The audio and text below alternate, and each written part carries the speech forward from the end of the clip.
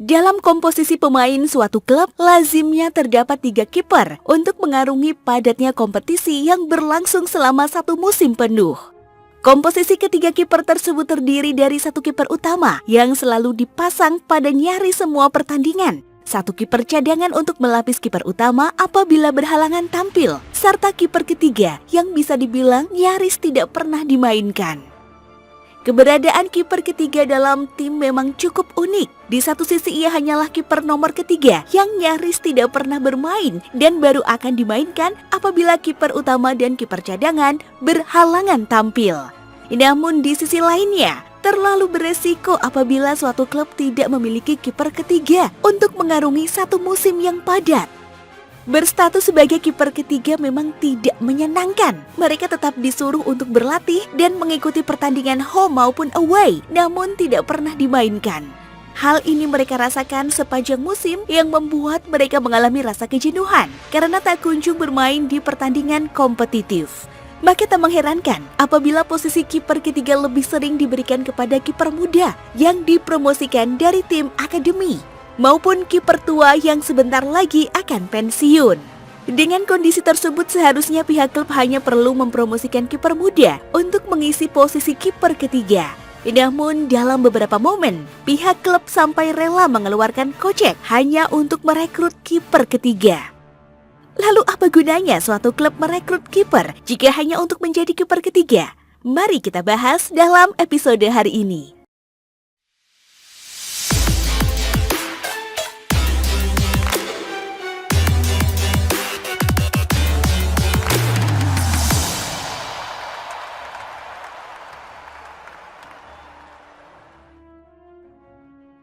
Sebelum masuk ke topik pembahasan, pastikan kalian sudah menekan tombol subscribe dan nyalakan notifikasi agar kalian tahu setiap video yang kami upload setiap minggunya.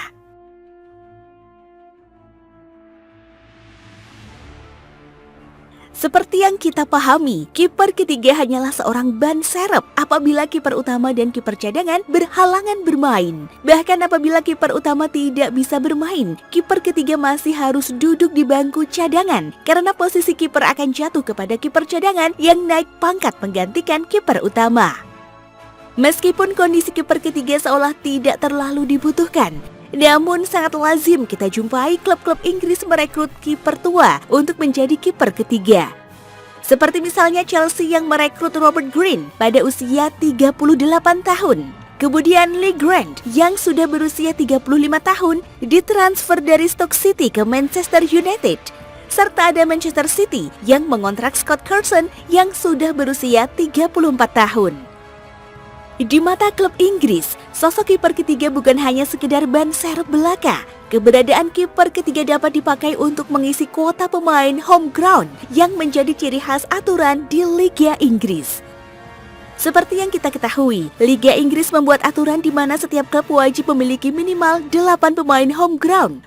Pemain home ground sendiri merupakan pemain yang berusia 21 tahun atau lebih, yang telah menghabiskan 3 musim di satu negara saat pemain tersebut berusia 16-21 tahun. Banyak yang mengira bahwa pemain home ground merupakan pemain asli Inggris. Namun faktanya tidak semua pemain home ground berasal dari Inggris, dan tidak semua pemain Inggris berstatus home ground. Sebagai contohnya, Cesc Fabregas yang merupakan orang Spanyol namun berstatus sebagai pemain home ground karena telah menghabiskan 3 musim di Arsenal saat berusia 16-21 tahun. Sebaliknya, Eric Dier yang notabene orang Inggris justru tidak berstatus sebagai pemain home ground karena tidak memenuhi syarat tersebut. Masa muda Eric Dier sendiri memang dihabiskan di Akademi Sporting Lisbon sehingga membuat dirinya bukan seorang pemain home ground. Bagi klub yang memiliki pemain akademi berkualitas, tentu tidak sulit untuk mendaftarkan 8 pemain dengan status home ground.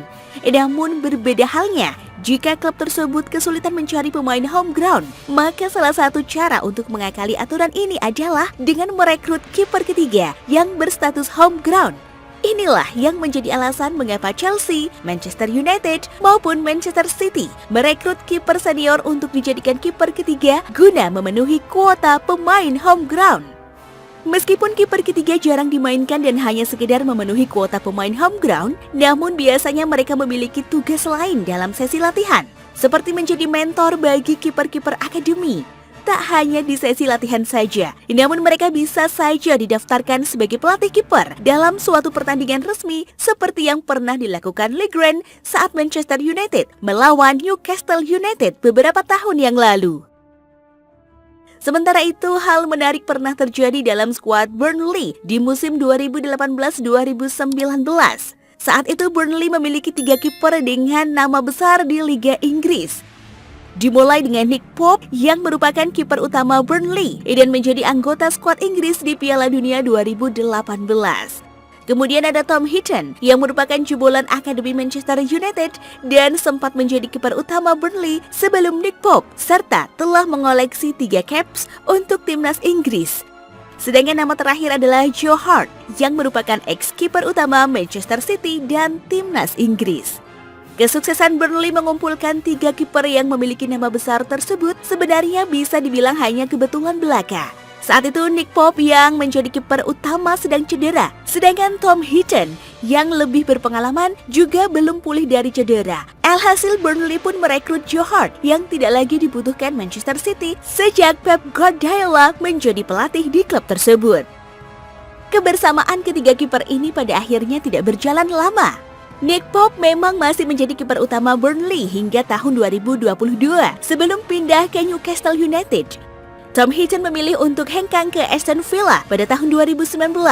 Sedangkan Joe Hart hanya bertahan 2 musim saja di klub berjuluk The Clarets tersebut. Selain Burnley, kasus serupa juga pernah dialami Real Madrid pada musim 2018-2019. Saat itu El Real memiliki deretan penjaga gawang dengan kualitas yang nyaris setara. Keylor Navas masih memperkuat Real Madrid setelah membawa klub ibu kota tersebut menjuarai Liga Champions 3 kali secara beruntun. Kemudian di musim itu pula, Real Madrid merekrut Thibaut Courtois yang diproyeksi akan menjadi kiper utama Real Madrid, meskipun saat itu masih ada Keylor Navas. Serta satu nama lainnya adalah Kiko Casilla yang sudah malang melintang di sepak bola Spanyol serta sempat mencicipi 1 kali caps untuk timnas Spanyol. Meskipun pada pertengahan musim, Casilla memilih hengkang ke Leeds United karena semakin sulit peluangnya menjadi kiper utama Real Madrid. Memiliki 3 kiper dengan kualitas yang nyaris sama sebenarnya juga tidak baik bagi kelangsungan karir kiper-kiper tersebut. Mengingat posisi penjaga gawang hanya diisi 1 pemain saja, maka akan ada kiper yang tersisih dan kekurangan menit bermain. Jika kiper cadangannya merupakan pemain senior yang hendak pensiun, barangkali tidak akan menjadi masalah. Namun jika kiper cadangannya sedang berada di usia keemasan, tentu kiper tersebut akan lebih memilih hengkang daripada hanya sekedar menjadi penghangat bangku cadangan.